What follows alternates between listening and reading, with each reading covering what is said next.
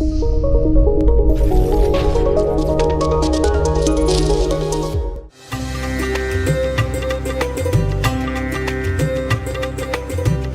ರಾಮಲ್ಕಟ್ಟೆ ಶ್ರೀ ಶಾರದಾ ಸೇವಾ ಪ್ರತಿಷ್ಠಾನ ರಿಜಿಸ್ಟರ್ ಶ್ರೀ ಶಾರದಾ ರಜತ ಮಹೋತ್ಸವ ಸಮಿತಿ ಇದರ ವತಿಯಿಂದ ತುಂಬೆ ಶ್ರೀರಾಮನಗರ ರಾಮಲ್ಕಟ್ಟೆಯಲ್ಲಿ ಸುಮಾರು 1.5 ಕೋಟಿ ವೆಚ್ಚದಲ್ಲಿ ನೂತನವಾಗಿ ನಿರ್ಮಾಣಗೊಂಡ ಶ್ರೀ ಶಾರದಾ ಸಮುದಾಯ ಭವನವನ್ನು ಸೆಪ್ಟೆಂಬರ್ 28ರಂದು ಆದಿತ್ಯವಾರ ಮಂಗಳೂರು ಎಸ್ಸಿಡಿಸಿಸಿ ಬ್ಯಾಂಕ್ ಅಧ್ಯಕ್ಷ ಡಾಕ್ಟರ್ ಎಂಎನ್ ರಾಜೇಂದ್ರ ಕುಮಾರ್ ಉದ್ಘಾಟಿಸಿ ಲೋಕಾರ್ಪಣೆಗೊಳಿಸಿದರು.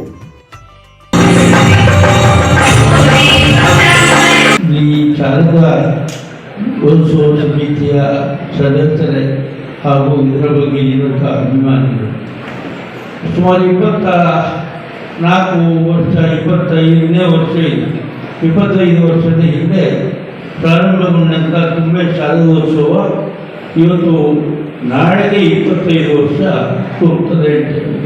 ಭಾಳ ಸಂತೋಷ ಆಗ್ತದೆ. ಕೆಲವು ಕಡೆ ಹುಟ್ಟುವಾಗ ಭಾಳ ಅದು ಹುಮ್ಮಸ್ಸಿನಿಂದ ಹುಡ್ತಾರೆ.